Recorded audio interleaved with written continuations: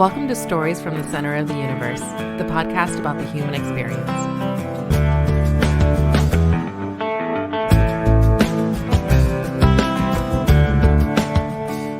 All right, Frederick James Koch. I'm going to call you Jimmy since that's what John Watts calls you. Welcome to the Center of the Universe. Thank you. Thank you for having me, Paul. Cheers. Yeah, so I guess we should start with, we connected through John Watts. So how did you meet John, and how do you know John, and why do you stay in touch with John? Oh, wow. I think that goes down to an old saying that my mum used to always tell me, like it's sort of like any man that can count his close friends more than the fingers on his hands is probably fooling himself. And I think John is definitely somebody that's always been there for me, probably one of those fingers. So every time, we don't talk all the time, but when we do, we catch up. It's like we were hanging out since we barely missed a beat. So yeah, we met when we both were scouted to work for the Department of Defence in Canberra.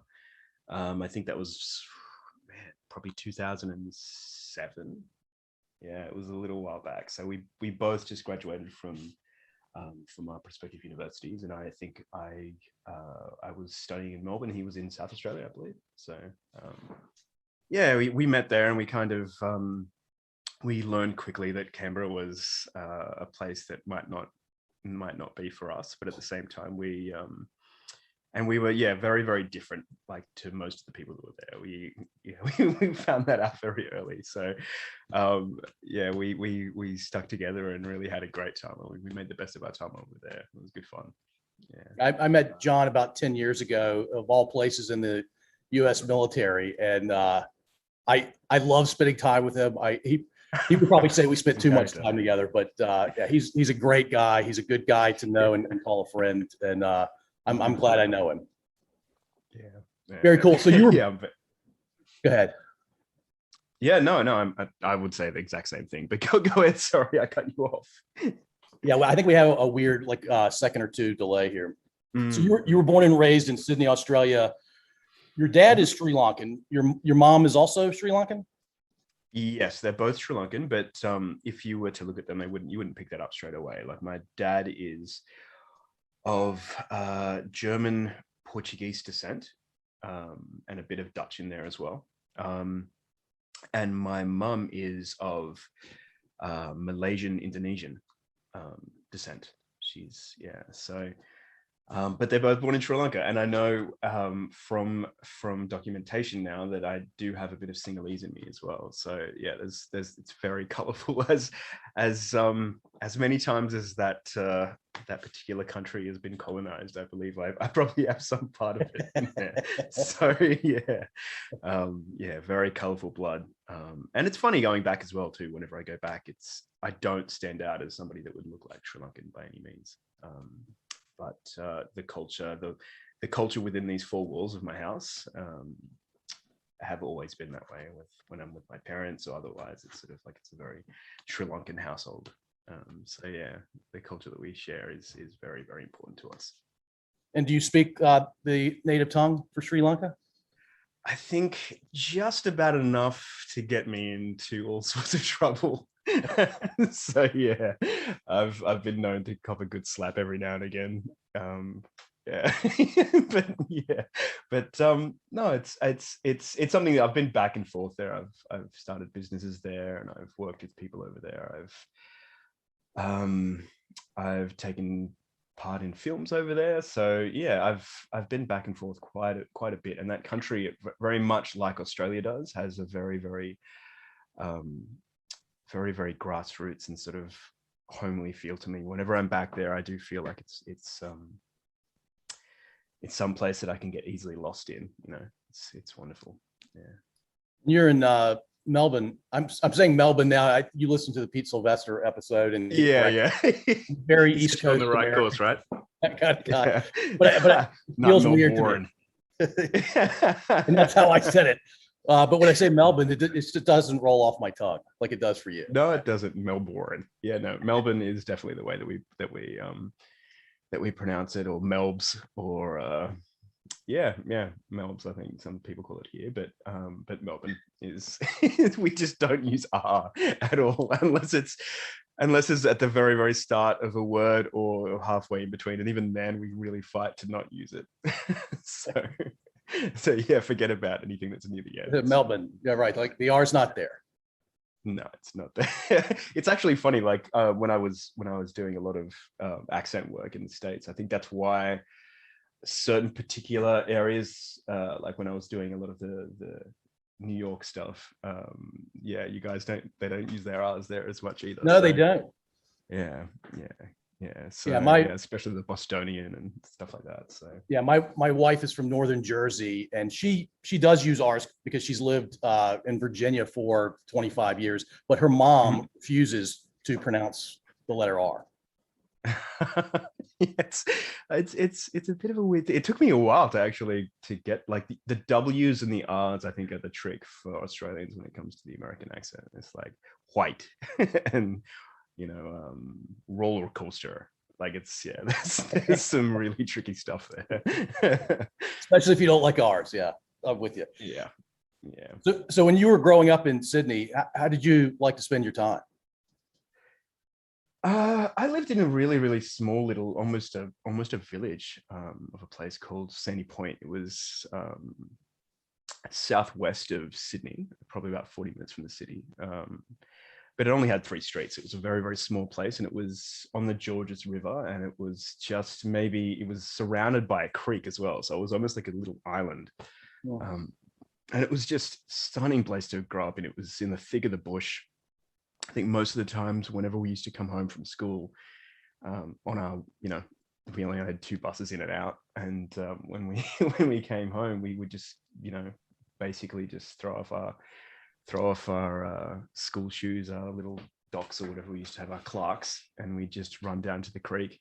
And that's how we'd spend our days in canoes and running through the bush and avoiding snakes whenever we could, whatever it would be. But yeah, it was a very, very creative time in our lives. I think we just I remember, I think it must have been until I was at least about 16 or 17 when I stopped going down to the bush to have that sort of connection. It was constantly something that we would be down there, whether we were playing armies or hide and seek or whatever it would be, like just swimming even. It would always be a source of just sort of inspiration to go down there and just play. Like it was, I don't think I was a spoiled kid. I had a lot of toys, but I mean, that was the biggest place for me to play, I think.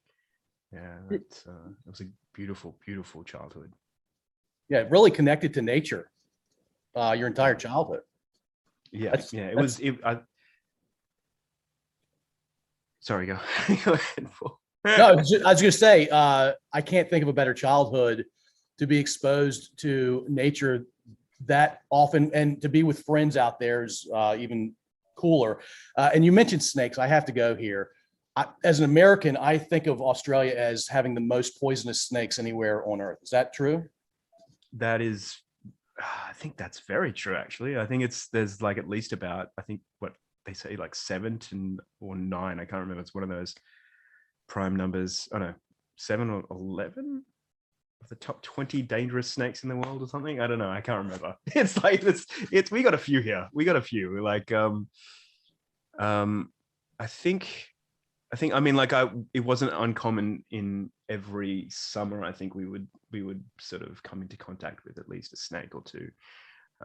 And they would always, I remember that's the only thing I have a fear of, actually. Like people talk about spiders and all that sort of stuff. I have no fear of spiders. In fact, I went in the backyard, my parents pulled like a huge huntsman out of my nappy when I was a kid. But as far as snakes goes, I'm not really sure why. I think there was an event where we were playing hide and seek again in the bush, and there must have been about 5 or 6 of us. And I remember counting, and I think I was getting to about 7, 6, 5, and I could hear rustling in the bushes, and I was like, man, I can hear you. I'm going to catch you straight away. What are you doing? Like, that's so stupid. I'll give you another 3 seconds, but 3, 2, this is going to be embarrassing. I can hear you. And then I turned around and there was this huge. It must have been about maybe 1.5 meters, 2 meters long, a brown snake. I think it's one of the most deadliest snakes that we have in Australia. And I remember seeing it and just like my whole body just froze in fear. And I don't think I ever was scared of snakes until I saw it then, and knowing the proximity and he knew that I was there when I turned around, that he could smell me the temperature shift in the air. And I remember just thinking, what do I do? Because this guy can move pretty fast. And I suddenly found myself up a tree. I don't know how I got there, but I found myself up a tree. And then I started yelling to my friends. It was the first thing that I thought of, was like, don't come anywhere near here. There's a snake. There's a snake here. Like, just run, go, guys, get out of here. Like, which is interesting. Like, I think that's pretty weird for a kid to say that. To be worried about everyone else more than himself. I think even at that time, I was sort of, I'm not sure. Like, I used to always love to jump on the grenade, so to speak, like when it comes to stuff like that. But yeah, it's weird that would come out that way. But yeah, I remember thinking that. And then like, I think all my mates came around with rocks and stuff and started throwing them in the area. And then finally he just went, just slid off and did his thing. And like, I was forever scarred, but I'm sure he just went about his business and came around and scared the next child the next day. So, but I don't think they have any interest in harming you. I just think if he had tried to attack, it was because he was trying to defend himself. Oh, absolutely. Yeah. Without question, it was probably the way. I think like it's funny how some animals have that sort of that emerging fear that we have with humans. Like I'm fine with dogs and cats or whatever it may be. I think there's nothing that actually does. I actually play with spiders, the idea of like people having pets. I'm not attracted to them by any means, but I don't fear them at all. But snakes, it's the one thing that I'm just like, yeah, no, can't do. But I'm not scared in the way that Americans are scared. It's not a oh, that's poisonous, I could die. I'm not scared in the least by that. It's just a primal fear. I see it, and it could be a green snake, one of those like pythons just like to hug people. I would be petrified. It's just, yeah, crocodiles not a care in the world, just snakes. So yeah, the only animal I really fear, I guess primally to your word, are snakes. It could be a foot long or a third of a meter sort of thing, yeah. And I'm petrified. I'm running the other way, even if I knew it wasn't poisonous. Yeah, right. Yeah. Wow. Yeah, it is. It's just, I don't know what it is. Like, even I remember going to Thailand a while back, and they had like the Cobra show, like, oh, come on, Jimmy, King Cobra. And I was like, I felt like a small schoolboy back in those days, and everyone was at the front going, oh my God, look at the snake. And I was just like, no, don't go. Let's go, do it. Yep. And I would just be constantly looking around to see if there was any sort of offspring that sort of escaped or something. But yeah, can't do it. So when did you know you had a deep interest in the arts, music, acting, dancing? I think I've always had it. Like, I think since I was a child, I used to come home and I would, whenever I'd have the cousins over or anybody else that would be like the bigger family that would come over, we'd sort of we would recreate Michael Jackson music videos or whatever it may be of the time that was popular, and perform the whole, how he would have his amazing sort of lead ups to his songs that would have like a full story. We would write a new story or the sequel to that story that was in Beat It. Like, he had a fight with this guy and then they became friends at the end. So what happens to that friendship? Like we would connect that story and do Beat It 2, so yeah, it was like we used to always do stuff like that for the parents when they would come over, and I think I used to love performing and singing and stuff like that. But yeah, I think it was only much later in my life that I actually really even understood that connection with it, because for me it was just it was as natural as communicating, like to perform, to I think I was naturally sort of had that sort of extroverted energy that would just sort of manifest itself when people were around. It would just come out. So yeah, it was a very young time, but I think it was funny because I was never like, I think my dad was very much he's an entertainer as well. He's a musician, he's a singer, and he's a very successful singer at that. And he has always strongly and firmly believed in having a natural sort of talent for these things. It's either you have it or you don't. And I think, unfortunately for me, that's something that I very much believed in for a long time. And I think it's taken a long time for me to sort of break that down and say, okay, well, there's natural talent and there's, skill that you need to develop as well. And I think that's where a lot of heartache for me has come from the arts, because I've sort of, if something didn't work for me, it was like, it's not only is it that you don't have the talent, like you just can't get that skill. It's just not a possibility.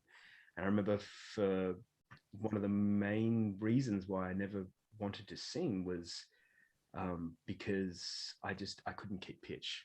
My whenever I would sing, there would be just no, the musicality would just not be there, but the tone, I think it was something that was repeated quite frequently and it was painful when people used to say it too. It was like, oh wow, he's got such a beautiful voice, he's got a really, really nice tone to it. It's a shame he can't keep pitch though. It's just, he can't. So, just let it go.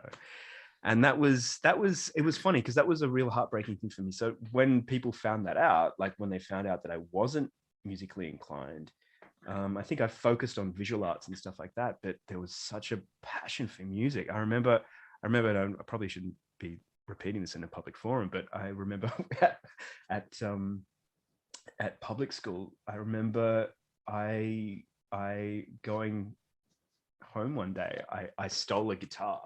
I stole a guitar from my school because I knew that no one would ever buy me one. Like, so I got it and I said, I got it from the school and it let me practice on it. And I actually did have every intention of giving it back. I just got so good at it that I never did. And then what happened was I used to be so afraid of criticism that I would actually go into my room, I would turn the radio on, and I would face it towards the door so people could hear the radio on. Then I would go into the closet, literally into the closet, and get the guitar and start playing and singing, because I was so worried of people stepping in and saying, oh no, that's not good enough, or this is this, or maybe you should try this. Or I didn't want that. I just wanted to experience what that had to offer, that world that was there. And it was just such it took a long time for me to come out of the closet in a musical way, so to speak. It was not fun for me. That was it which has become an interesting thing, because those two worlds exist. And I know so many people that are just extremely talented, and I know people that have had to earn every moment that they can on stage. And the difference is sometimes that talent will take you so far, but skill will just like set you apart. It will surpass talent eventually. And I think in some areas I've definitely had it, but some of them have just been really painful, and I've had to really hone in on those skills. And I think the difference is now is that when I take the stage, I always see it as an opportunity for me to really just embrace a gift that was given to me, halfway, that I had to earn. So I think that's really, really cool. I really enjoy singing. So yeah. So my next question was going to be about acting versus singing, but I'll save that to put this question in there. You mentioned Michael Jackson, known as the King of Pop. Your dad is known as Asia's King of Pop. Why is he not simply King of Pop? Why is he Asia's King of Pop? Well, because I think he did. I think he used to do the circuits there all the time. I mean, he was for a large part of my life. He was, you know, in whether it was Bangkok or the Philippines or Malaysia or wherever it is. If you name a city, or if you name a country, he's been there. In Asia or Southeast Asia, he's just been all over that place. And I think he was a large part of, I think he, even when it comes to like, I mean, like the groups that he was with, he would be representing like almost a genre that wasn't represented in. So for example, when he went to India, he would be, you know, bringing sort of pop music to them when they didn't have talented musicians from the West. And Sri Lanka was really interesting because they have such an amazing talent pool of musicians and artists there. It's quite a place to go. But yeah, they really work hard at their craft as well. And I remember talking and listening to people of that era and just thinking to myself, man, they were just so good. Like these days we have our microphones and we record and we have like a, you know, 200 track, you know, digital audio workstations and stuff to work with. But back in the day, they'd have like, you know, 2 tracks and 1 track, and they'd just be playing it and they get it right or wrong and do it again or not, you know. And that's just, and I think that made them into these amazing musicians. And I think with Dad, he would just constantly be picking up different cultural instruments over there. Like he's only a musician as far as a singer, but he would incorporate those sounds before like a lot of other bands would. So he was really just, yeah, I guess that's how he got, you know, Asia's King of Pop, because he was just constantly moving all around those circles and coming back to Australia and doing stuff, and then going back to Sri Lanka and India, and just constantly traversing everywhere. So he's definitely well loved. I think a lot of the royalty of Indian cinema are his fans, because he went over there during that time. And yeah, it's really interesting to see the roots that he's had and the beautiful career that he's had over the years. Yeah, it's really cool because it allows you to be exposed to things that most kids wouldn't be exposed to. Oh yeah.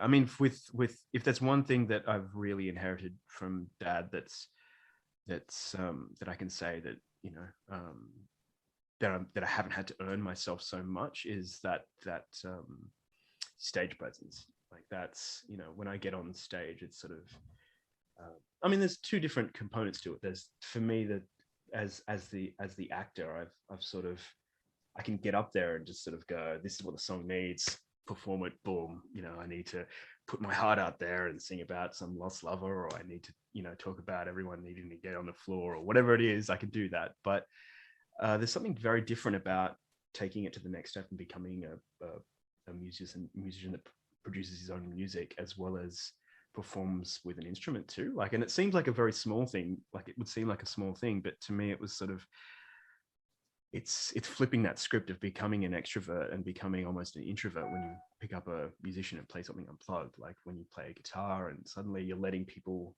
come in and witness the story, as opposed to projecting it out. And I think I got that part from acting. That's a very, very different sort of component. And I've honing on that, it's been, I've learned a lot, mainly from the contrast of the 2 ways of performing. That extroverted sort of taking the lead and really sort of, you know, taking that microphone and taking everybody on a journey, and then like the difference of like letting people sort of come into your journey, which is it is something that's that I enjoy that part, especially when I see musicians like Billie Eilish or something like that do that. That's very different to see that on a level. You can see that sort of extroverted side, where she can control the crowd, and then, you know, she can hush them with a whisper, and that's beautiful. That's really, really cool. I don't think I've heard a more beautiful description of someone who just has the mic and they're singing versus someone playing an instrument, and they may be singing as well, but yeah, the whole push-pull notion. You blew my mind a little bit there. Jimmy. Thanks, man. Thanks. Yeah, no, I think it is a very, very different world that you can incorporate when you're on stage. Yeah. Cool. So do you consider yourself an actor or a musician first and foremost?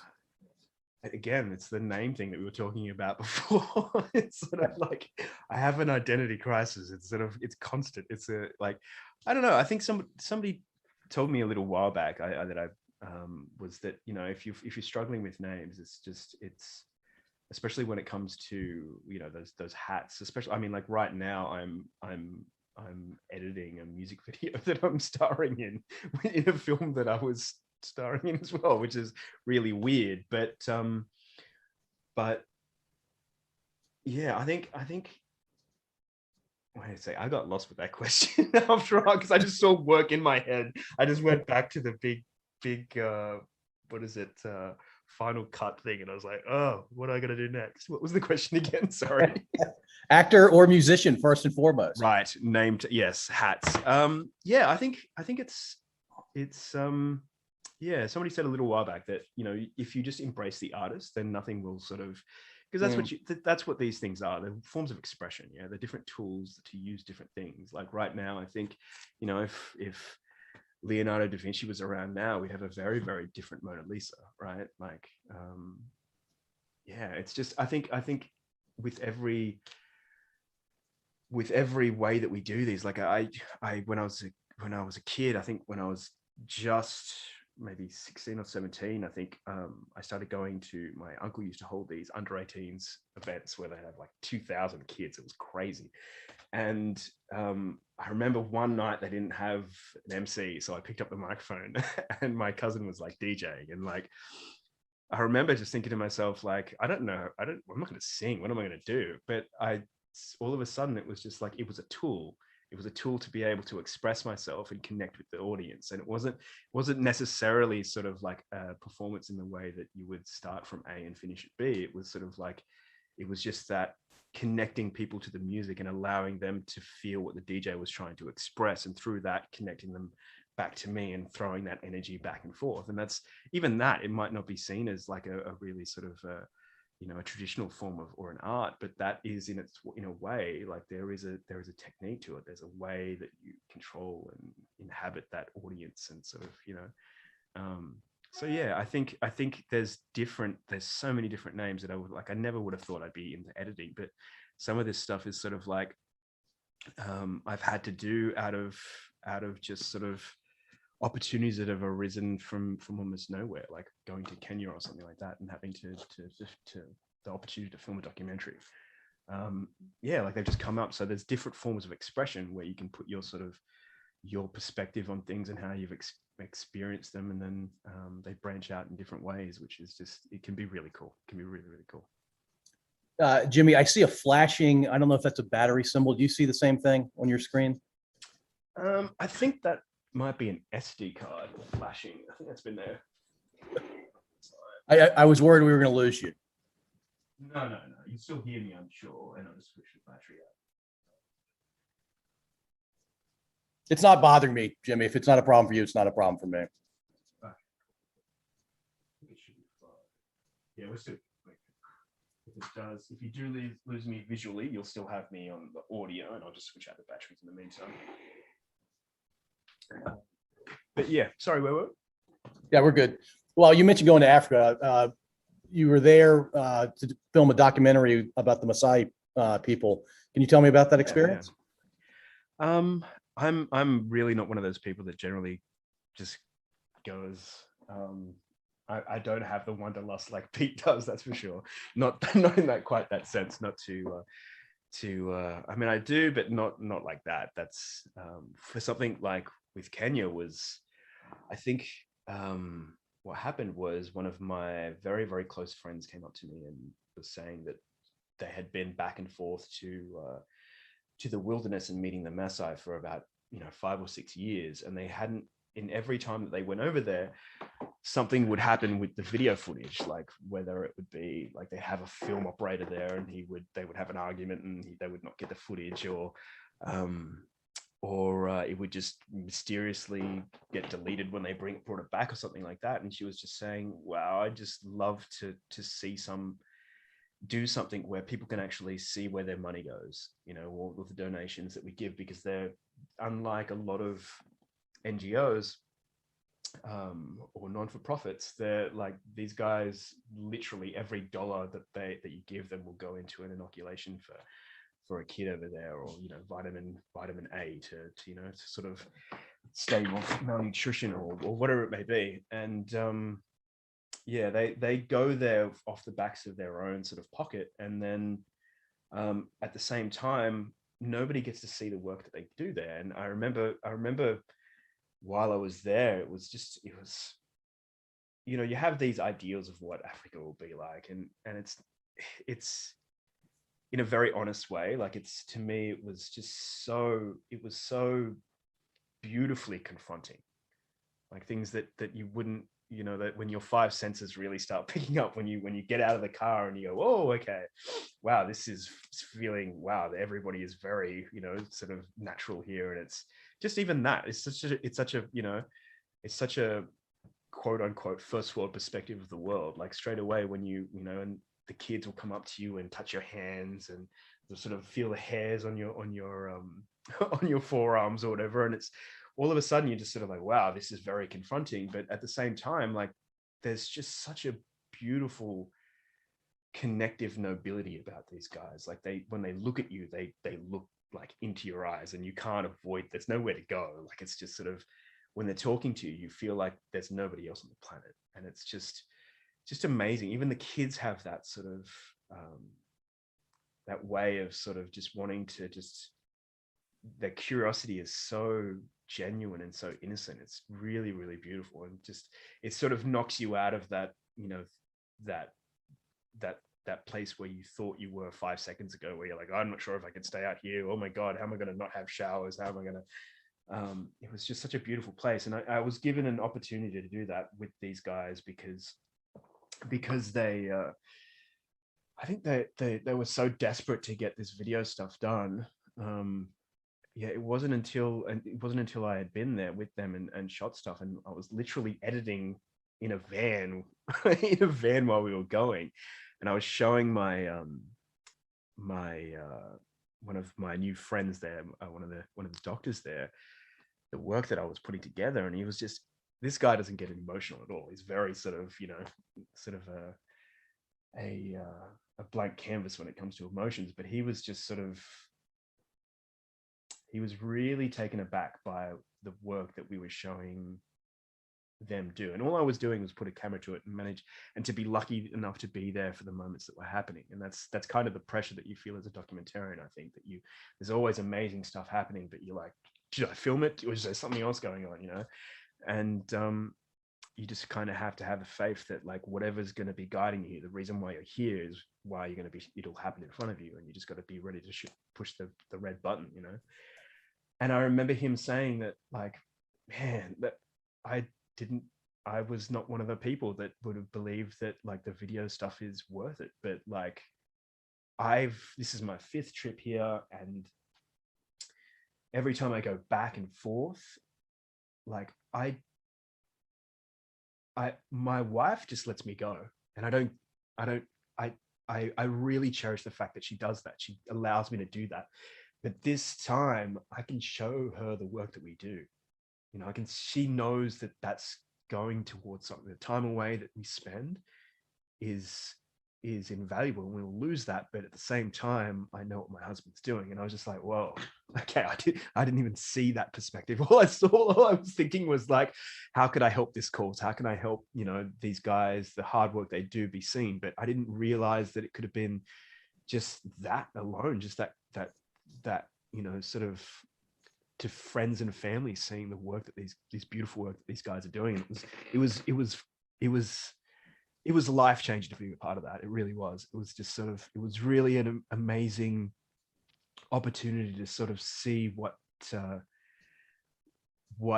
amazing work people are doing out there, you know, and at the very least be able to sort of enhance it by just being there with a camera there to record it. and being, I guess, a sort of a conduit for that to happen on a large scale, so more people can invest and more people could help their cause and get more things done. I mean, in the time that we were there, when I got there, I think they just raised enough funds to build a small medical clinic, to which, if it was not there, it would have been something like, I think it's something about 14 hours to the closest medical aid facility. I could be wrong, but it's around 14 to 16 hours to the nearest medical aid clinic. And we went there and they had gauze and Savlon, like antiseptic cream. That's all they had, you know? Wow. So when these guys set out to do this, it was just an amazing feat. It was such a beautiful experience to see that come together, like for the first time, and being there and seeing it amongst this backdrop of just these beautiful First Nation people. It was amazing. And it was all those things that I was terrified of experiencing, and all of the things that I needed to experience as well. It really, I guess, brought me back to that childhood innocence and sort of feeling connected to the earth, like where you're just sort of like amongst nature. And the difference is it's just like completely barren. It's completely brown and desolate. The earth has this beautiful orange in it, and so does the sky. It's like the African sky has such a beautiful sort of glow about it that is very different from everywhere else. I don't know what it's this, that maybe the dust in the sky or something, but it's just stunning. It's beautiful, that place, and I'm dying to go back there. I haven't had a chance for some time, but I will. It sounds like an amazing opportunity. You were selflessly documenting what was happening there, and the people that were providing help to their brothers and sisters, essentially, they were doing it very selflessly as well, right? I mean, this was just giving to their fellow human, and there's nothing more beautiful than that. Yeah, it really is. It's really beautiful to see them. And I mean, like, they're all professionals, so when they get into that mode, I don't think they're thinking of giving. They're just doing their job. I think it's, but there are moments where like it really does catch you. Like I think I can send you links if you like, if you want to see some of the Sure. some of the work that I've done with them. But yeah, there's just there's some amazing moments where they're just talking about how like these kids have come in to school at like 6 o'clock in the morning or something like that. They come in at 6, they leave at 6, and they haven't drunk any water in that time, like at all. Like no water. Like, how does that even work? How does that work? How does the body function? Like, how do they do that? And they just study and they fight, they battle for the right to study, you know, to learn. Like, and it's just, it's such a, it's so humbling to sort of see just how just the little things that we take for granted. And it sounds like, again, it sounds like I think I quote this in the documentary. Whenever I speak about this, it feels like I'm speaking off a bumper sticker almost. Like it really does. But it's just amazing to really see how much beauty is in just the little things that the human journey is about. You know, like if you make it about just fighting for your family and your friends or whatever it may be, or if you just sort of can't see the beauty in the world, there's a reason for that, you know, because you're just not looking. Yeah. You know, it's there, it's all around us. You just have to take the time to try to find it. Yeah. So you've been in a few films with some pretty big names: Ben Kingsley, Mickey Rourke, which I'm fascinated by Mickey Rourke. Tom Berenger's Tom Berenger's a big deal here because of the Major League Baseball thing, which is not baseball is not a big thing, I don't think, in Australia. But apparently it was for the cricketers in the off season. Apparently, I had no idea about this, but apparently a lot of big cricketers in the off season were playing. But I only caught on to this recently, so don't quote me on it. But yeah, apparently. Baseball was a big thing here. That's a fun little nugget there. Yeah. Yeah. So talk about any of those experiences making those movies. I'm fascinated. I have no concept for what it's like to make a movie and to make a movie with people that are known throughout the world. It's I think in the films are like, it's very easy to say and very obvious to say that like films are a collaborative work. So I think when you can do, as an actor, your job is basically to turn up and be the color to which that is on the palette to which the director decides to paint with or not. And it's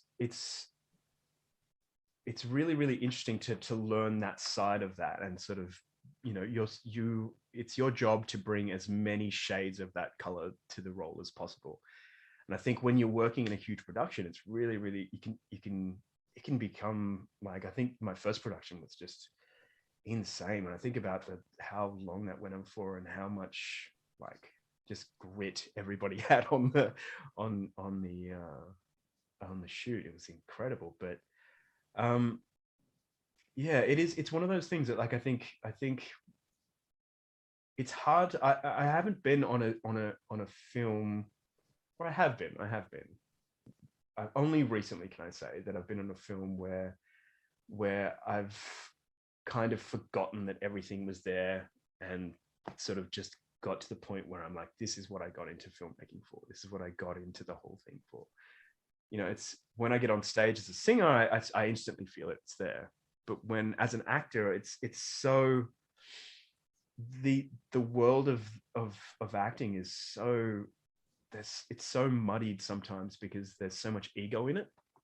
I think because it's not, again, it is a collaborative work. So to work with somebody, like it's that old thing of 1 and 1 makes 3. It's not 1 makes 2. Like you've got to really both give your all, and something else will come out beautifully in it. And I think I've there's been so many times where I've worked with other actors where it's just been so focused on themselves or whatever it is, and it's been a challenge. I think at the start of it, it's been a big challenge for me to sort of really sort of regulate my expectations. I think I think for the first film that I did, it was good, but I remember just having these stars in my eyes where I was like, man, you know what, I'm gonna play the counter-terrorist. This guy is like written for me. This is gonna be awesome. Jack Bauer, eat your heart out, dude. I gotcha. Like, and there was stuff written in the script where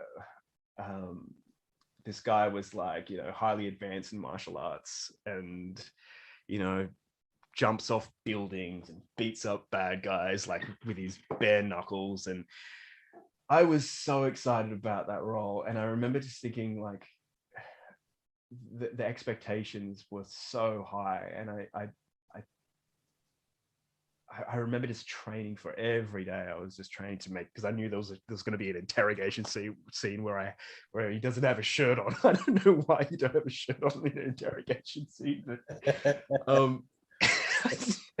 but yeah, and yeah, I remember being like, the movie magic was a little bit lost for me, I think, on some of those films. I think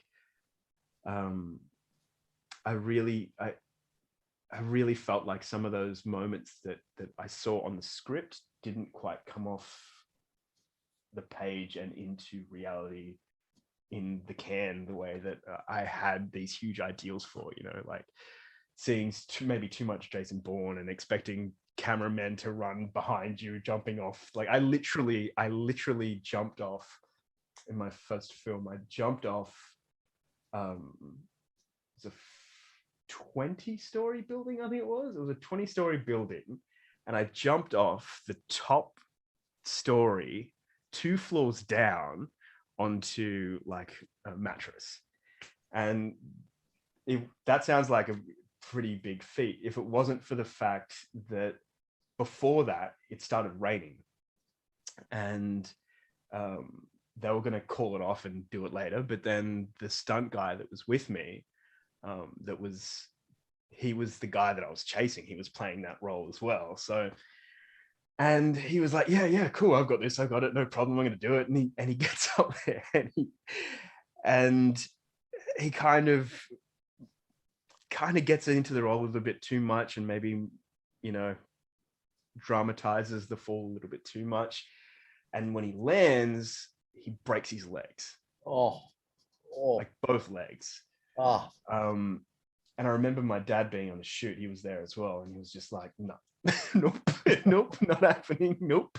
And I was like, "No, look, I got this. I've been like, I've been doing parkour for like, 3 or 4 years now. I got this, I got that. I'm a martial artist. I got this in the bag. It's no problem at all."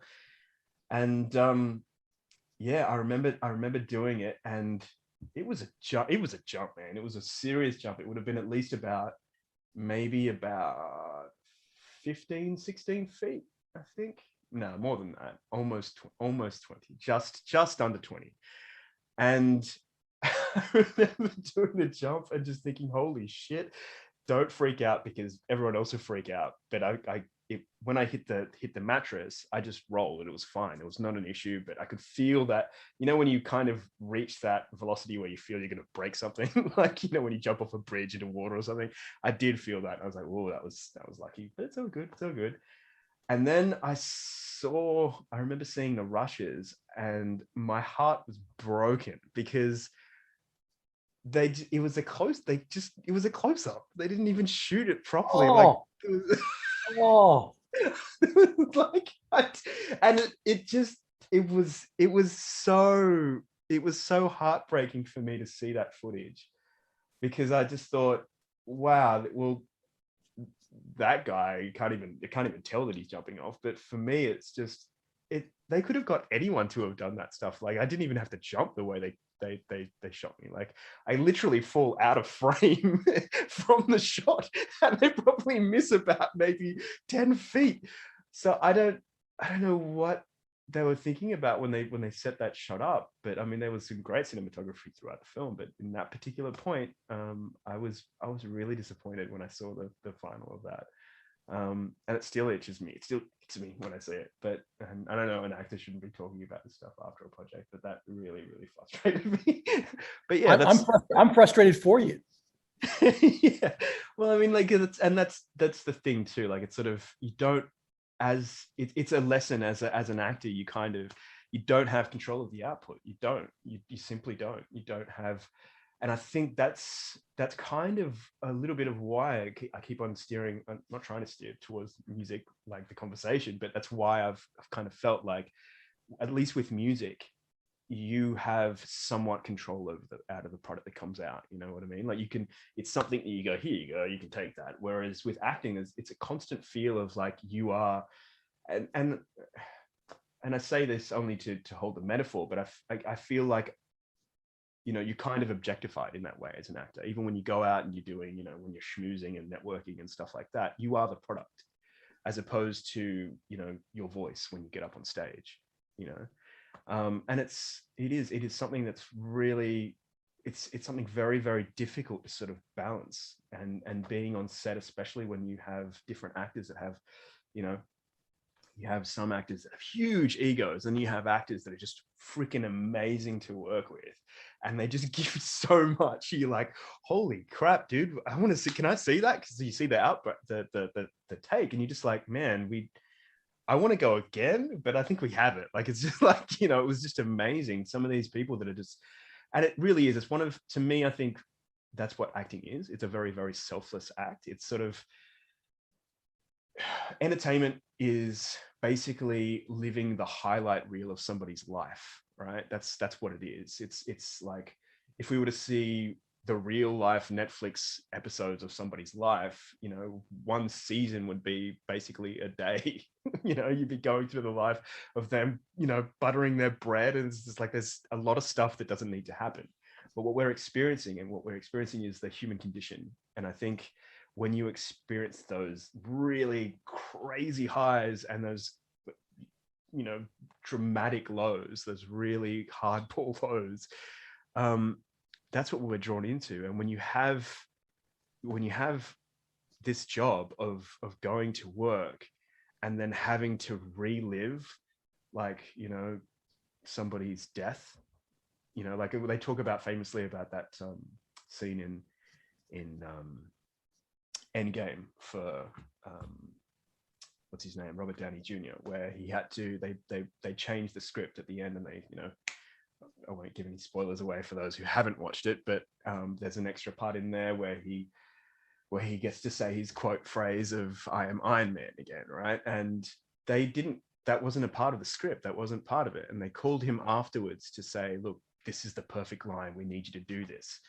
And he was like, I can't go back there, And it's funny because people always say like, these guys getting paid millions of dollars to do this stuff. I would be doing it, no problem. But it's a perfect example of just how taxing it is for an actor to go back there emotionally. Like, it's just like to experience death, to experience like sort of giving your all. It's not something. The reason why we experience it on such a visceral level when we're watching it is because those actors are actually going through that. They're actually going through that psychological pain. They're actually going through that physiological pain where their body. That's why they sweat on screen when they're about to blow up a bomb or something. It's because their body is literally shaking, because that's what they're fooling their body into believing. So to do that, it's not easy, and it's amazing to see some work that people are doing out there. And I've had, like, going back to the first question that you said, you took me on this train. I've had some amazing moments in film where I've had the opportunity to embrace some of those highs and lows, and it's been a really great journey. It really has. And I think the latest film is probably one of the first films where I'm just sort of like, man, I'm really excited for people to see this. Like, it's not like with other stuff, I can't even be in the same room. Like, it's good, and I enjoy it as a piece of entertainment, but it's sometimes it can be very difficult as an actor. I understand now why. Like, I used to think that Johnny Depp and all that were just full of air when they said, "Oh no, I can't watch my performances." But it is really hard. It's really, really tough, because you pick up on those moments, those beats where you're not 100% in it, or where like the director took a choice where he goes, "Oh, I like him because he looks better in this," and you're just like, "Oh, I gave you amazing." And there was like the beautiful take before that. Why did you choose that one? And you just don't have control over it, and that's just part of it, unfortunately. Yeah. But, yeah. So I have to go back to the shirtless interrogation. What was the conversation like that led to that? What's that? Sorry? What was the conversation that led to you conducting a shirtless interrogation? Right. You don't have to answer that. It can be rhetorical. People could watch the movie. I think there was I was searching for some RDX or something like that. Yeah, it was I don't know why, but maybe I was trying to scare the guy, I guess. Like, it was like with my boobs, like, I don't know, like with my pecs, like it was just like but I had been working out quite some time, and I remember my training schedule was intense, how much I was training for that. And like, wow, it was I'm looking forward for another opportunity to train that hard again, I think. Like, let's say that one. It was good. It was a good outcome, I think. Yeah, very cool. Famous or not, who's your favorite actor to work with that you've had the wonderful opportunity to work with? I think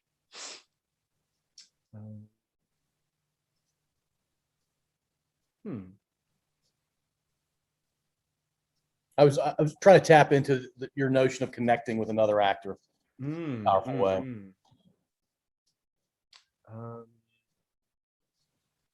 Wow, I think that would have to be back in drama school. There was a few actors that I just love to work with, because not just because they were super talented, is because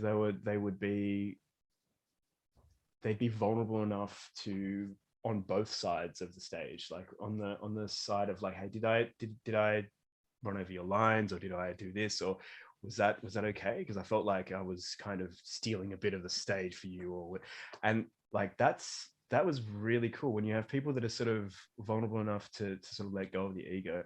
And I don't know if I'll get the opportunity to work with actors that are that sort of are that sort of open to sort of working with. But yeah, I've definitely worked with just outside of school. When I just got out of school, I've worked with, but I've run into a lot of egos as well, you know, and that's it's frustrating because it's sort of like we're all in this because, well, maybe some of us aren't in there for the art, who knows, but we all want the best product surely at the end of the day, you know. And to do that, it means if I'm playing your best friend, then let's have a beer afterwards, you know.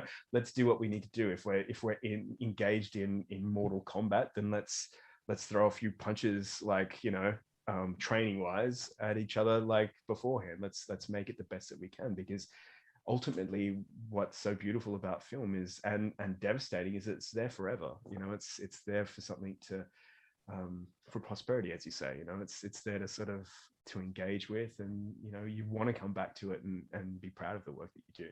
And I think one thing that you learn as an artist is that you're always improving, and to go back to things that you've done before, it sometimes can be a little bit painful, but also it's sort of like, wow, cool, that's proof I'm improving. That's awesome. Like, you know, yeah, a perfect example is when I go back to some of my previous work that I've done. Like, I think this isn't the first movie I've sung for apparently, and yeah, like some of the stuff I've gone back to, I'm going, wow, that's not bad, that's cool. Or, you know, when you've seen like some of the scenes where you've sort of, it seems like a lot of my stuff is like, when I'm looking back at it, I'm just seeing flashes of a lot of drama, like a really, really intense, you know, don't worry, brother, I'll be there for you, or whatever, those sort of scenes.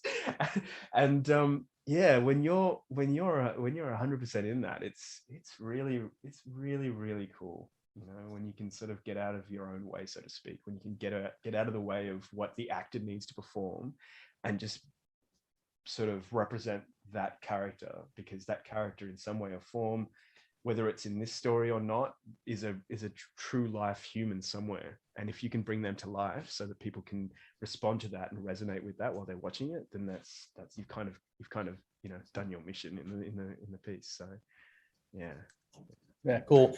So can we talk about the current movie that's about to be released? Yeah, sure, absolutely. What's the name of it? It's called Nightwalk. It's about an American that falls in love with a girl from the Middle East, and they go back to their home country to sort of to meet the parents, I guess you could say, and to sort of be exposed to that culture. And without giving too much away, they find themselves in the worst of sort of situations where they're unchaperoned outside when they're supposed to be, and it puts them in an altercation where unfortunately she meets her demise. And what happens is, from this, we kind of find the protagonist in jail. That's where the story starts off, and it's sort of from then on, it takes you on a bit of a roller coaster as to what happened there and why it happened, and how can he just survive this, whether it's, you know, whether you survive in those situations, or like you're given an opportunity to thrive because of faith or whatever it may be. Those opportunities will sort of land in your lap, and it's sort of, it depends on how you take those things. And in this film, I play the investigative journalist that's also the best friend of this guy. And yeah, it's interesting to sort of have that sort of a role where you're running around and doing stuff. And yeah, it was really, really good fun. We shot it in Los Angeles, as well as in Morocco, which was fantastic. It was funny because I actually went there twice while they were filming two different big parts of it. And the first time I went to Morocco, I hated the place with a passion. I really disliked it. I thought the people there were arrogant and just rude and obnoxious. And then for some reason, I decided to sort of just sort of think, oh, maybe it's just me that's like that. And when I went there, I took the sort of the road less traveled, and sort of figured, hey, let's, instead of, you know, expecting them to understand English, why don't I try and learn French and Arabic? And I picked up a couple of words, and it just made a world of difference. It just, suddenly that the culture was opened up to me. People wanted to make friends with me. Like there was cafe people that were starting conversations with me, even though they knew that I knew only 3 words, you know. Right. It was just a beautiful experience, and that really fueled my experience while I was making the film. Like it's amazing. It's such a stunning place, and if I ever had an opportunity to build up a atelier over there or a workhouse there, I would do it. It's that place is magnificent. It really is. Yeah, I think that's true for a lot of cultures where if you're foreign to that part of the world, walls are up. But if you take the first step to learn 3 words in French or Arabic, those walls can come down quite easily. Yeah. It was just amazing. It really was. It was such a beautiful place. I would definitely tell people to go there. It's stunning, and learn some French or Arabic. don't make yourself go there twice and learn that lesson. I have to ask, what French words can you say?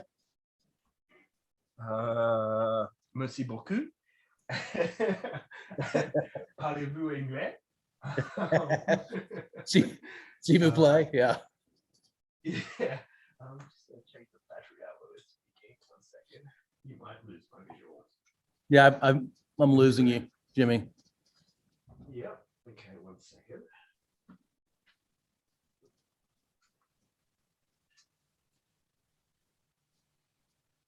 All right. Have you got me again? Yes, you're back. Yep. Cool. Yeah. So, yeah, it was just it was really, really cool. Morocco is just amazing, and the whole experience for me in this film was really different, because it did take course over a few for a while. I think it was about almost 2 years, I think, in production of this film, because it kept on starting and stopping because they had different issues that were coming up the way, where they were losing production funds and stuff like that, and then or they ran out of funds, sorry. And then they started filming again, and then suddenly there was this huge sort of movement, because there was so many people that were interested in the film all of a sudden, because it became very relevant. Yeah, it was a really great opportunity to sort of just really engage with the material, to be over there as well, you know. So yeah, it was really, really cool. Really cool. And you got to play a pretty big role too, right?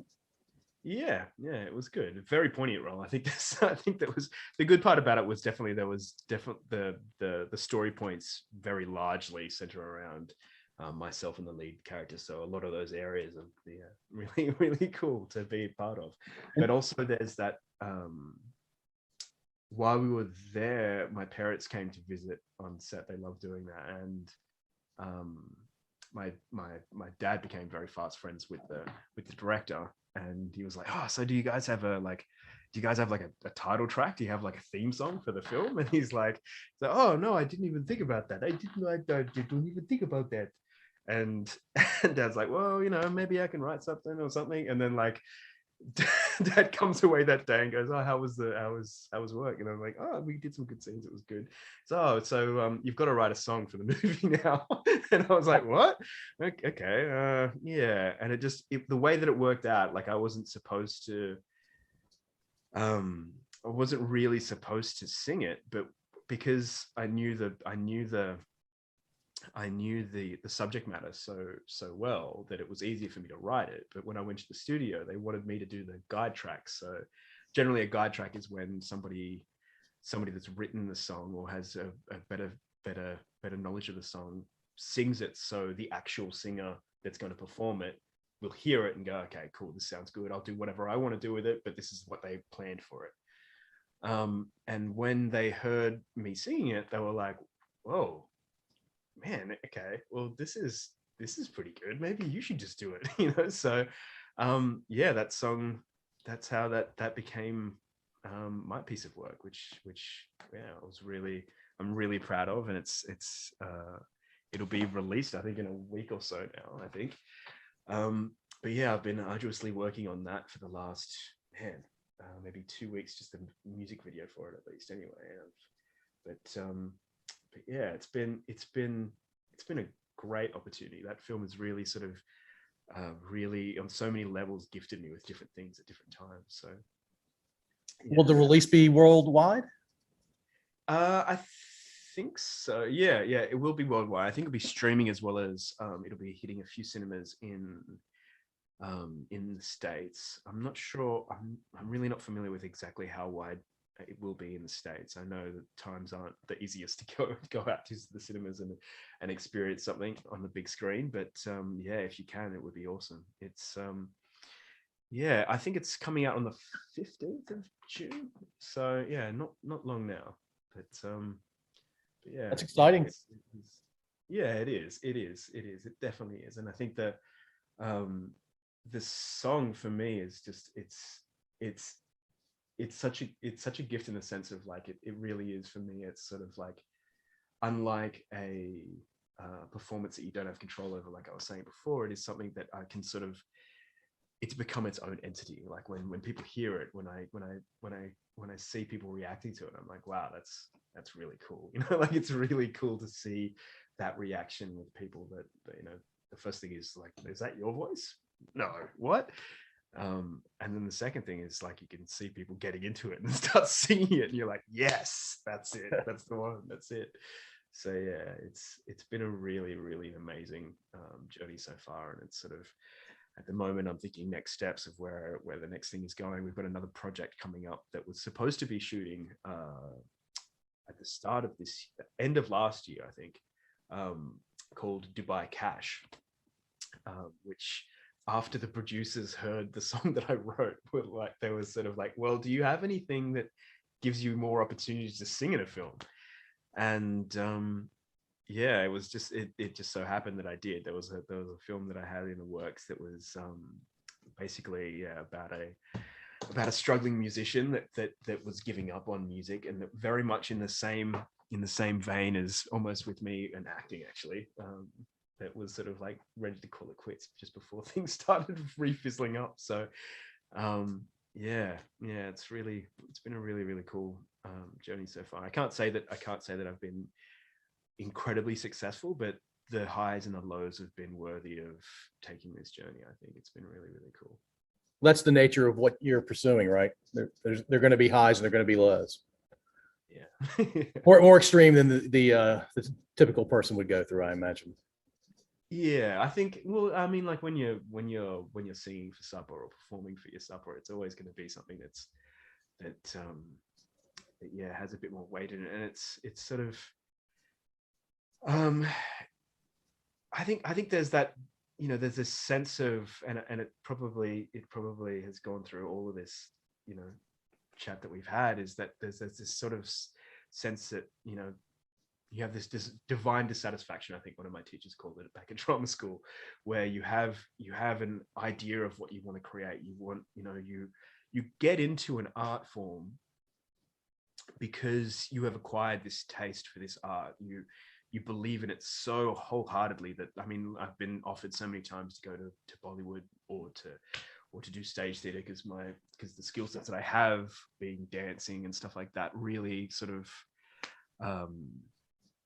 really lend themselves well to those mediums. But to me, that's not what I signed up for. It's not what, like, film for me, like whether it be Lord of the Rings or you know, or one of the Bond films or whatever it is, whatever that there is, that the moral of that story that allows us to cling to and sort of inspires us. That's why you get into it, and you develop these sort of a keen eye for what makes great film, but it doesn't mean that you've developed the skill set to produce it. You know, so that's why everybody has a freaking opinion. You know, like everyone has an opinion of what's good acting or not. Like, doesn't mean you can do it. It just means that you've seen it so much, and you've learned to love it so much that you understand it, but not inherently to the point that you can reproduce it. And that's kind of what the journey is for an artist. It's kind of like sort of, you know, expressing that stuff that you have bottled up because you've seen what you love so much, but you want to take it to the next level of what you believe you can offer, and yet you still have to get to what, you know, you saw that kind of instilled that love to begin with. So it's a really arduous and long journey, but it's I would say to anybody, steer absolutely clear of it unless you have such a passion and love for it. Don't do it, because there's more heartbreak in it than it has reward, that's for sure. But at the same time, those rewards are so beautiful. And I've gotten most of my rewards out of things that I never would have, like that thought I never would have. Like Kenya, I'm my voice is in it, and but that lens that you're seeing is through my perspective. Those moments that you see are the way that I experienced it, and that for me is magic. That's like it's the same thing. It's bringing that story and letting people feel my visceral connection to that land. And that's really special. And I never, ever would have thought that I would have experienced that. And I don't think I would have been able to offer that had I not taken the journey that I have as an actor. Like, had I not learned how to understand what drama is through like that human condition and experience it through that. So it's been a really cool journey so far, and it's taking really crazy turns at the moment where I'm starting to teach or facilitate at least some of the skill sets that I've learned or were exposed to, and formulate different versions of along the line with methodology and with. Can you still hear me? Yep. Yeah. Okay. With different methodologies of like finding characters and animal embodiment, so to speak, and some really, really cool things along the line. And it has in the last, maybe in this sort of lockdown for me, has really allowed all of that love to thrive again, because it was on the verge of like, no, maybe I should be an electrician or a carpenter, or like those are worthy pursuits. Yes, absolutely, why not? Yeah, no, absolutely, I've had a good share. But this whole lockdown, like learning Portuguese and learning to capoeira and piano and whatever else you can kind of throw at me to learn in the space of 4 walls, it's really been an amazing.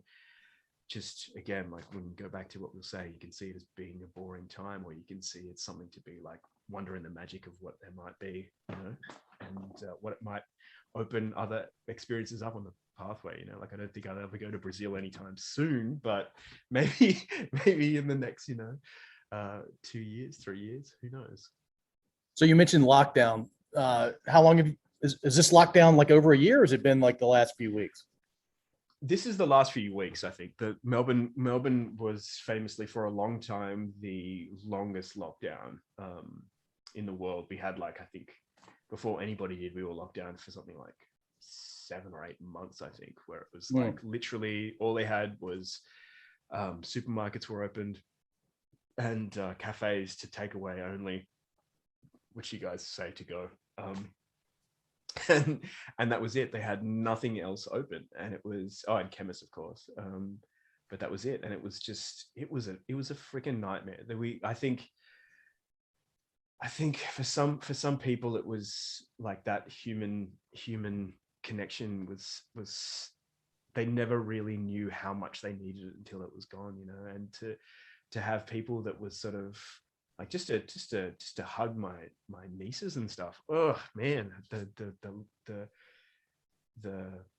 connection and love that brought to me. Oh my God, when we all got to see each other again, that was so sweet, But yeah, it was really troubling. But the thing is when it was really funny, because I've been doing capoeira for almost like.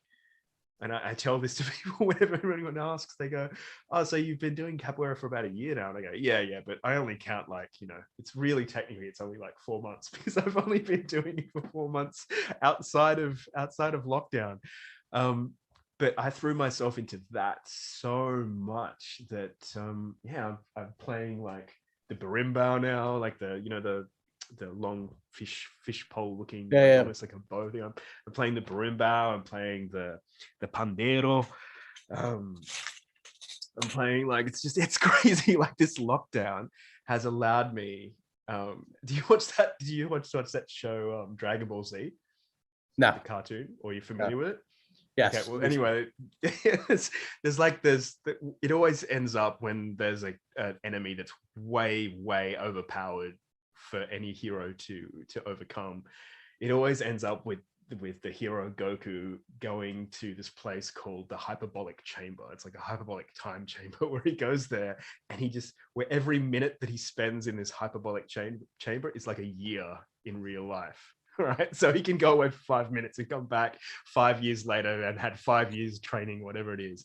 And that's kind of what this whole thing has felt like for me. It felt like I've just been like, wow, I've gotten back my I've gotten back my movement. And I'm a solid middle-aged dude right now, and I'm doing flips and doing cartwheels all over the place.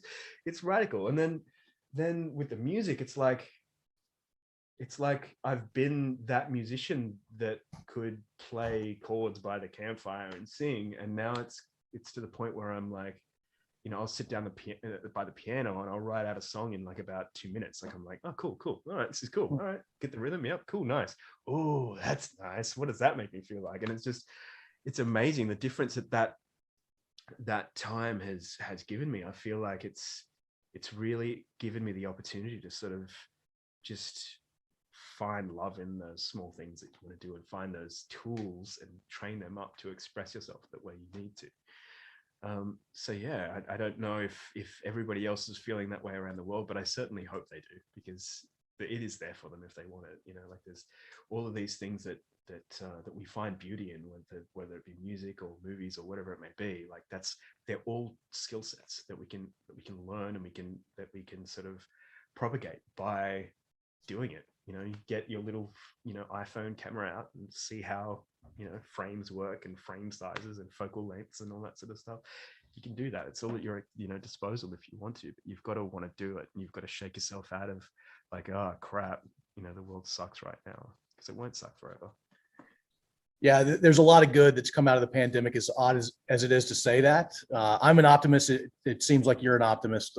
Yeah, you just have to make the best of every situation. It sounds like you picked up some pretty cool skills that you wouldn't have otherwise. And I love your hyperbolic chamber analogy there. It totally feels like that right now. I've picked up a ton of skills, and I've probably wasted a lot of time doing some stuff like video gaming was good fun. I still do that, but at the same, and that's probably more of a way to communicate with people now. It's just shooting the breeze with people, and sort of whether it's playing Call of Duty or whatever it may be with one of my mates in London or back in the States. It's a really great way to catch up. But yeah, now I'm finding myself doing like, I'll ring somebody out of the blue and say, what are you doing for 5 minutes and 30 seconds? And they'll be like, not sure why. I'm like, well, I had this song that I was thinking about, and I just wanted to play it to you. And then I just perform a one-person show, and then let that person know that I'm caring about them. Like it's really, really cool. It's a really great way to.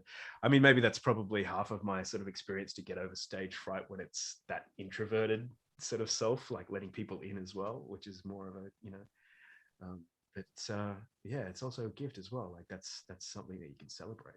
So very cool. So before the pandemic, you basically, my guess is you call Melbourne, I can't say it the way you say it, Melbourne home, but you certainly travel a lot. You spend a lot of time in LA.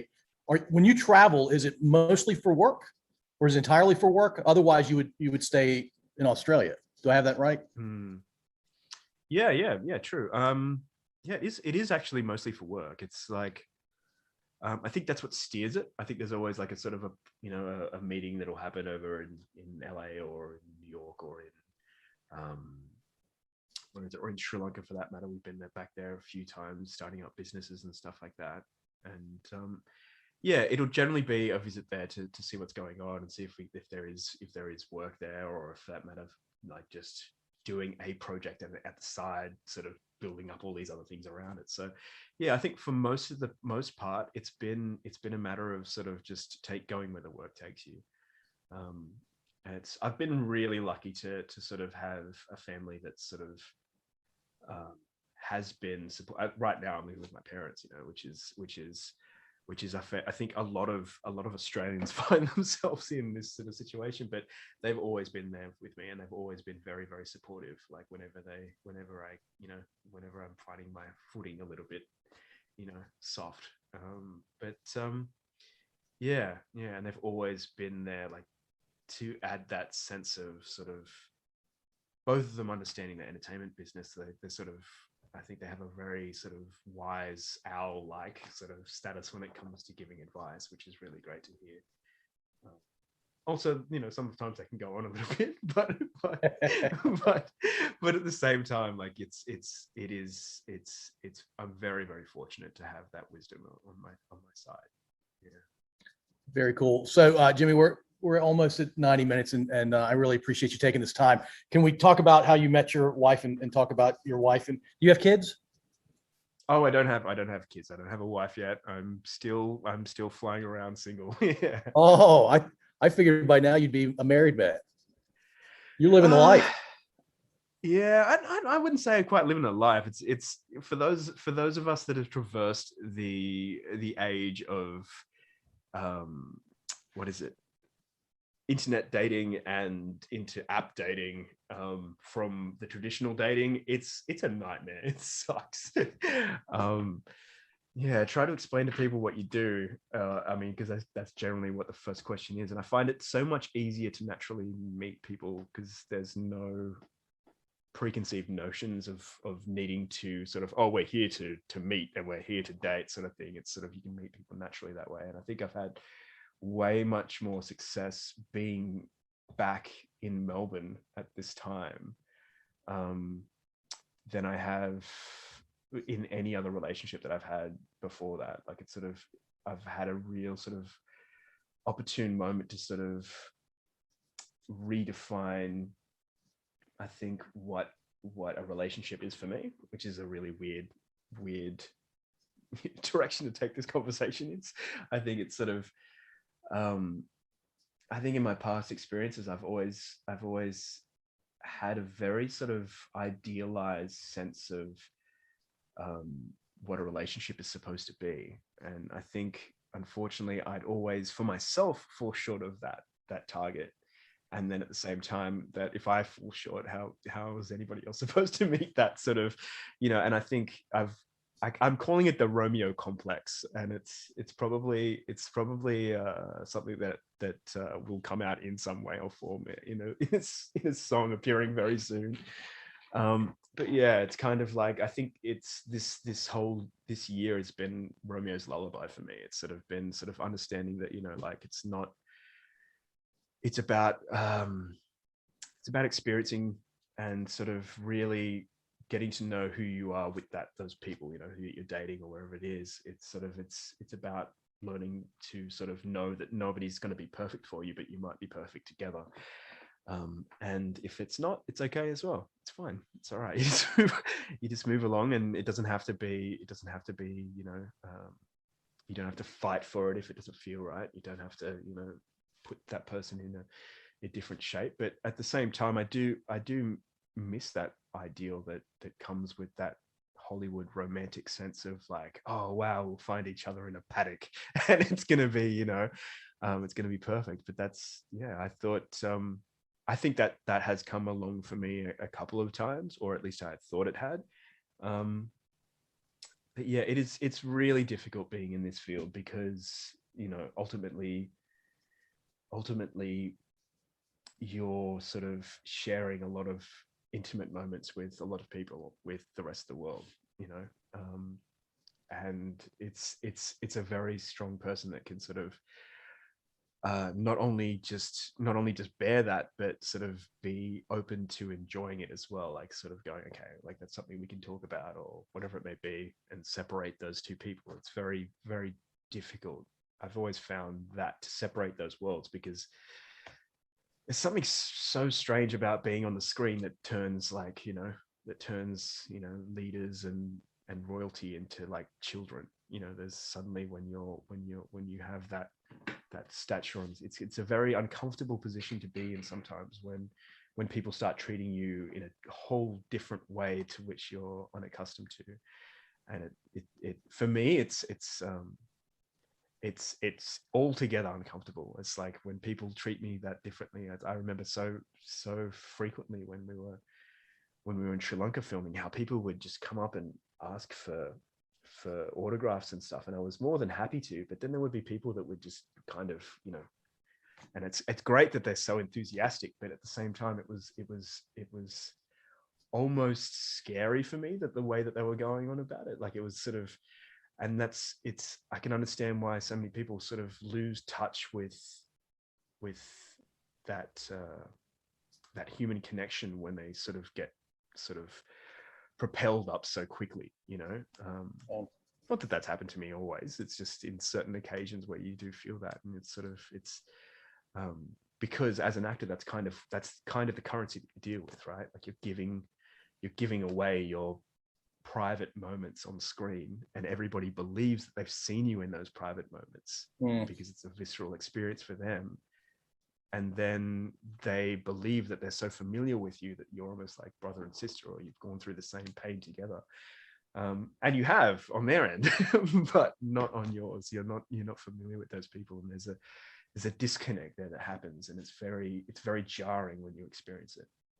Yeah, it feels unnatural and unusual for sure. I can't even wrap my head around what that must be like when that happens to you. It is really strange when you have, when you get along with somebody really well, like, and suddenly she'll say like, oh, I saw you in this and I saw you in that, and oh my God, can you do this for me? Like, and you're just like, whoa, okay, wait, cool, all right, hey, I think I'll be back in a second. Really nice meeting you. It can be really, really jarring. But yeah, I think,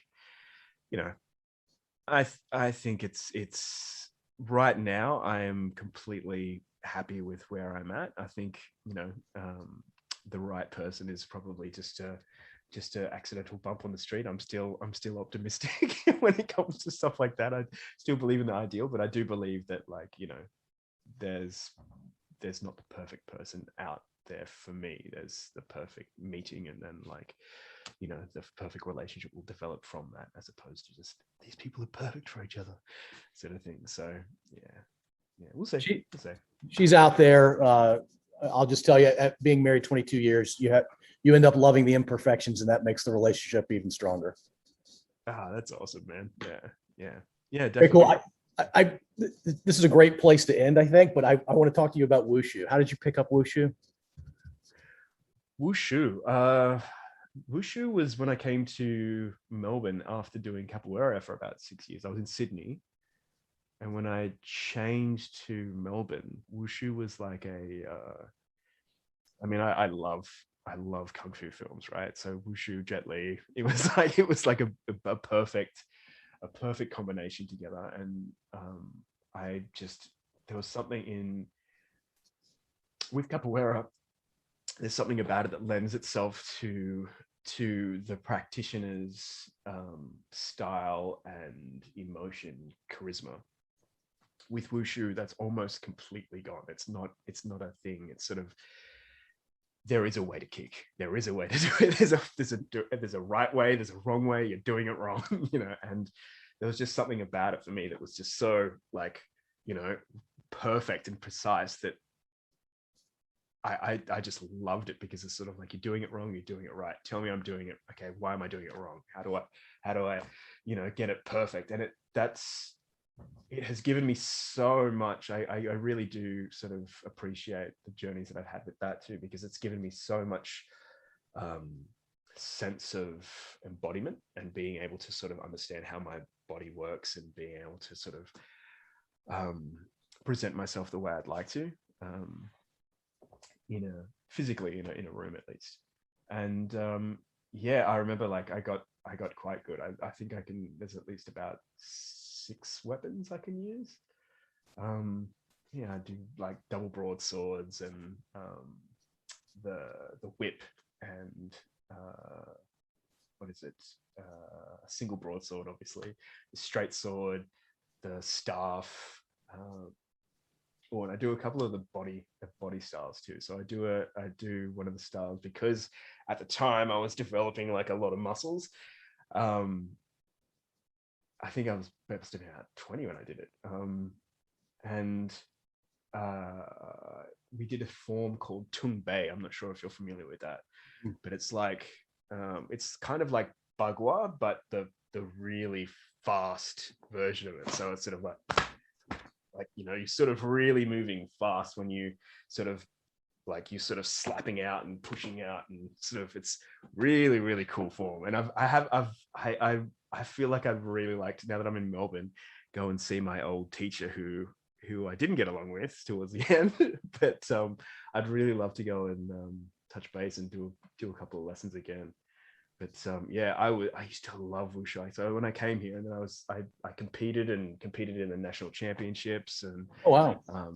yeah, went to the trials. That was the first round of the trials that they were doing for the Olympics, because it was they were already sort of foreclosing on the idea that when Beijing came, they were going to do the Olympic, like they'll do a wushu competition at that time. So yeah, man, I was super excited. I loved wushu. It was really really cool, and it was I was quite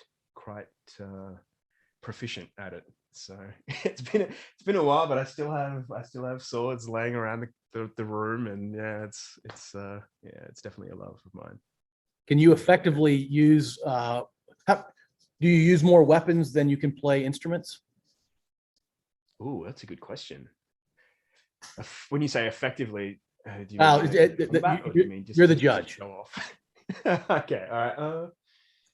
I don't know. Yeah, I don't know. Actually, I think I'm better with weapons. Yeah, that's pretty interesting. Actually, now that you say that, yeah, I'm more proficient with weapons than I am with I have such a range of, like, right now I can see 2 different guitars that are just sitting around my room. But yeah, I think I guess as well, like capoeira, musical instruments are another form of expression, whereas wushu, there is a right and a wrong, so you're either doing it right or you're doing it wrong. So with broadswords, like when you hear that sort of sound, it's sort of like, yes, you're doing it right, yes, you're at a 90-degree angle with your body, yes, you're at the form where you're waiting for the next person to come up. So yeah, I think you're forced to be proficient because when you're doing it right or you're doing it wrong. Whereas when you're doing when you're singing to the guitar, it's sort of like the only thing that you're aware of is sort of like, am I feeling the song? How am I feeling right now? And you don't really care about, like, you might have had a terrible breakfast and you go, man, I hate the world right now, and this love song is going to tell everyone about how getting up the next morning doesn't feel any better. Like, so yeah, I think there's definitely something about that now, that the more that I think about it, like the different art forms, like even with kendo, it's sort of the absence of all of that. When I did that, it's just meditation and in a form, whereas with capoeira, it's sort of like there's just everything. There's a baby clapping in the corner, and that will push the guy that's playing the berimbau to play faster, and then like the guy in the drums is like going, yeah, wow, okay, no, I'm going to double tap this, so then all of a sudden the guy that's about to jump in is getting super excited, and he like does a flip so that changes somebody else's mood, and it's just got this roll-on effect. Everything is moving with with this whole energy. I can't remember, there's a word for it, they say. But with wushu, and this is the one talent I had in wushu, was that amongst all of the other ridiculously trained skills that I had in it, the one talent that I had was an amazing propensity to bring fire, the element of fire, into everything that I did. Like, I had a lot of aggression, I think, when I was a kid. So yeah, there's a lot of, I remember everybody, the teacher constantly saying, my sifu was constantly saying, okay, we need to do like him. See how he's doing this?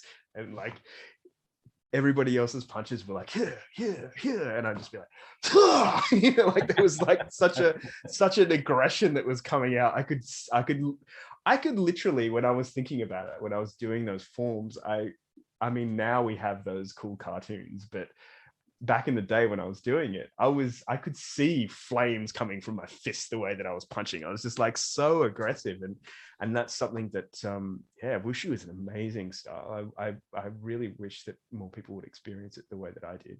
was really cool. It also broke my heart a few times, but yeah, I cut myself a few times as well. But yeah, it's a beautiful art. Like it really is. And I think when people see me do capoeira now, I think there's a lot of there's definitely a lot of sort of, how did he get to that level after doing, only a year, and how did he do that with like only 4 months of face-to-face training? That's ridiculous. And I think it's because of the precision that wushu has allowed me to go, how do you do that move? Okay, you do it like this is the axis, hold this muscle like that, turn this like this. Okay, cool. Okay, now I just add my flavor to it. Cool. And that's how I've sort of developed that muscle. But yeah, so wushu, I have a lot to be grateful for that. Yeah. You still practice?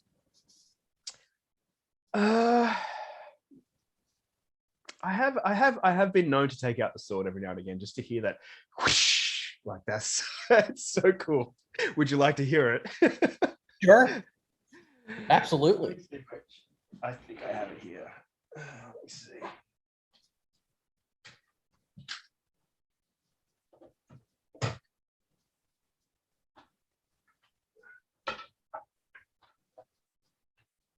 For our listening audience, Jimmy is grabbing a weapon that makes an amazing sound, but I have no idea what's about to hit the screen. So this is the wushu broadsword. It's been wow. So like the competition ones that we have. So it's really flimsy, like, so it doesn't really look that pretty, but it makes the most annoyingly beautiful sound when you learn how to use it properly. So when you sort of do the sort of wavering movement, and then you have this amazing sound that sort of yeah, it's very, very cool. Super cool. Yeah, it's yeah. I don't think I've used it in quite some time, but yeah, it reminds me of the Indiana Jones scene in the original movie. Yeah. That's so good. That's one of my favorite scenes of all time. It's amazing, that one. But yeah, I've been very lucky to do all of the things that I have done, and I kind of think that they've all kind of leaned into each other. Like every skill that you have as an actor, there's nothing that goes to waste. Every experience is sort of used for the next. And I think like wushu, that was probably a moment where when I was doing that, arts were never on my mind. Like it was never something that I was going to use at some later stage. But yeah, I ended up doing it quite a bit. So yeah. Very cool. Well, it's almost noon where I am and almost 2 a.m. Monday where you are. What time do you normally go to bed? The last few days, I think I've been going to bed at least about 4 o'clock. So, but yeah. Yeah. Is that because you travel a lot? It's lockdown, and it's like the deadline on these projects. They're all sort of starting to team up at the moment. So yeah, it's all good though. It's all good. Yeah, that's awesome. Well, Jimmy, I don't want to take any more of your time. I'd love talking to you. You sound like an amazing guy. I really appreciate you taking the time. Thank you so much time for you. Thanks for the time, Paul. It's been really great talking to you. I feel like I hope we covered everything that you wanted to. It was really good fun. No, it's awesome. I'm gonna stop recording real quickly. Thank you for listening. If you enjoyed this episode, please subscribe to wherever you listen to podcasts. We'd also really appreciate if you'd rate and review us. You can find us at scodupodcast.com.